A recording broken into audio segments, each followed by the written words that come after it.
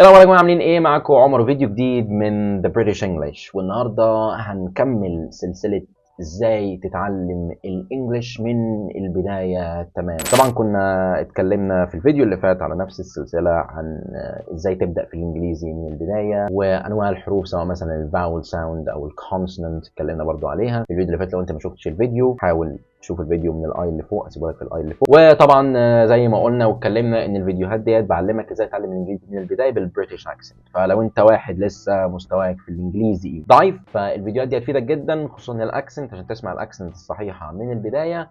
ولو انت واحد كويس في الانجليزي ممكن برضو تتفرج على الفيديو لو عندك مثلا مشاكل في النطق ولا حاجه، فبرضو هتستفيد كده كده.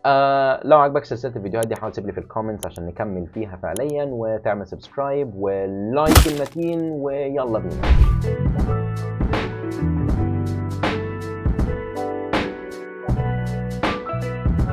اوكي، طبعا هنا هنتكلم عن اصوات الحروف. يعني كل حرف في الانجليزي بيبقى ليه صوت، وطبعا الصوت ده بيختلف طبعا على حسب موقعه او على حسب شكله مثلا عامل ازاي.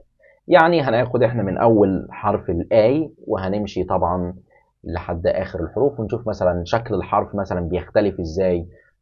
الحرف مثلا لو انا بدلته مكان حرف تاني بيبقى عامل ازاي، وهكذا. طبعا الحاجات دي بتفرق جدا ومهمه جدا. لو بدأنا مثلا بحرف الاي هنا، لو تركز معايا هتلاقي انا حاطط لك هنا A بتيجي لوحدها اللي هي A، زي مثلا كلمة and. A ده حرف ال A اللي هو ال A ممكن يتنطق A. A ممكن يتنطق A. طيب هيتنطق A زي مثلا كلمة and. اوكي. طبعا عندك حرف ال A ممكن يجي مع ال I في النطق فتنطقه A برضو. يعني حرف ال A بيتنطق A زي مثلا في كلمة rain. ممكن برضو حرف ال A يتنطق A، يبقى A مع ال Y زي مثلا في كلمة say. say. ممكن برضو لو شفت A و E مع بعض يتنطقوا ك A، زي مثلا في كلمة make. make. make. ممكن برضو ال E مع ال I تتنطق ك A، زي مثلا كلمة 8 اللي هو رقم 8 عادي جدا.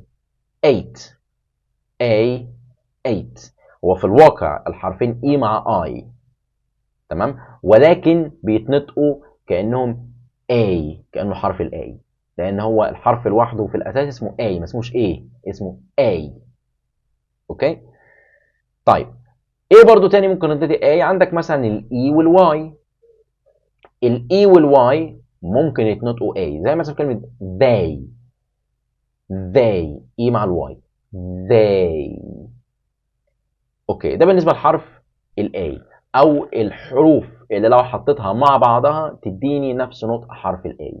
ندخل على البي. بي، وخلي بالك من البي عشان فرق بين البي والبي. اللي قدامك دوت تحت ده بي اللي هو بات. بي بات. اوكي، ده ما فيهوش اي حاجه، عادي جدا، ما ملوش اي مشتقات او اي اختلافات اطلاقا. ندخل على حرف السي. عندك حرف السي لوحده هو حرف السي، اوكي، بس ساعات حرف السي ده بيتنطق ككاي. يعني مثلا اقول كات على سبيل المثال، كات. اوكي، هو حرف السي ولكن اتنطق ككاي في كلمة كات. ممكن لو جت السي مع الكي مع بعض يتنطق برضو ككاي. يعني مثلا في كلمة duck زي ما انت شايف هنا في الصورة duck. طبعا duck دي اللي هي بطة، وطبعا جت في الاخر سي مع الكي. ممكن لو السي جه مع الاتش يتنطق كي برضو. يبقى انت خلي بالك من تركيبات الحروف. اوكي، طبعا مش دايما بيتنطق كي، في بعض الحروف بيتنطق فيها تش كده، زي مثلا كلمة charity او كلمة مثلا chairs. ده طبعا ليها اختلاف، ودي طبعا هبقى اشرحها لك في الفيديوهات اللي جاية. بس في بعض الاحيان لما السي بتيجي مع الاتش بتنطق ككي برضو، زي السي مع الكي او زي الكي لوحدها. بص مثلا هنا زي في كلمة school. school. اوكي. طيب ممكن برضو الكيو مع اليو لما بتيجي مع بعضيها تتنطق ككي او كسي، زي مثلا كلمة unique. unique. انا هنا حطيت Q مع اليو حرفين مع بعض اتنطقت ككي او كسي. اوكي ده بالنسبه لحرف السي. ندخل على حرف الدي. عندك طبعا حرف الدي ما فيهوش اي حاجه خالص، دي هي دي زي ما هي، زي كلمه مثلا dog for example، فما فيهاش اي مشكله اطلاقا. ادخل على حرف الاي. حرف الاي لوحده ده حرف الاي بتقول لازم تبقى بقك مفتوح كده شويه. نمسك كلمه egg، ما تقولش egg، لا ما تقولش اي، لا قول egg egg. اوكي فانت تقول egg، ما بتقولش egg، لا بتقول egg. اوكي عندك برضو الاي ممكن تتنطق مطوله شويه، ان انت ممكن تطولها شويه لما تيجي وراها ايه. يعني مثلا انت مثلا كلمه مثلا head، انا هنا قلت head، انا حطيت اي مع اي فبقى الموضوع مفتوح شويه او مشدود شويه، فبقول head head. اوكي حرف الاف لوحده ما فيهوش اي مشكله خالص، بيتنطق كاف عادي، زي مثلا كلمه فان، بتقول مثلا اف فان فان. اوكي طبعا حرف الاف ممكن تشيله وتبدله ب بي اتش ويبقى برضو اف، يعني بي اتش ساعات يبقى بتتنطق كاف، زي مثلا كلمه photo photo. طبعا انا هنا ما حطيتش اف، حطيت بي اتش فبقت photo.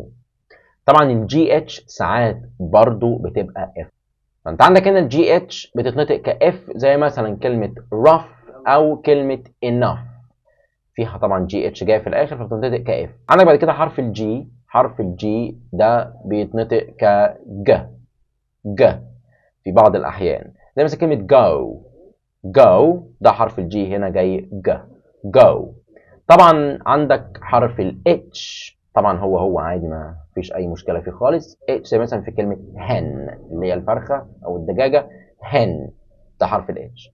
حرف الاي اي بيتنطق كاي. اوكي يبقى انت عندك حرف الاي بيتنطق والاي بيتنطق اي. اوكي زي مثلا كلمه انجن اي انجن. اوكي يبقى ده الفرق ما بينهم، خلي بالك عشان الفرق ما بينهم مهم جدا. يبقى حرف الاي بيتنطق كاي وحرف الاي بيتنطق كاي. طبعا عندك حرف الجي، طبعا ده سهل جدا ما فيهوش اي حاجه، زي مثلا كلمه جت جي جت، ده ما فيهوش اي مشكله. في بعض الاحيان حرف الجي بيتعامل معامله حرف الجي، زي مثلا كلمه giant giant. اوكي طبعا برضو ساعات لما بيجي مقطع الدي والجي مع بعض تتنطق كجاي، زي مثلا كلمه edge edge edge.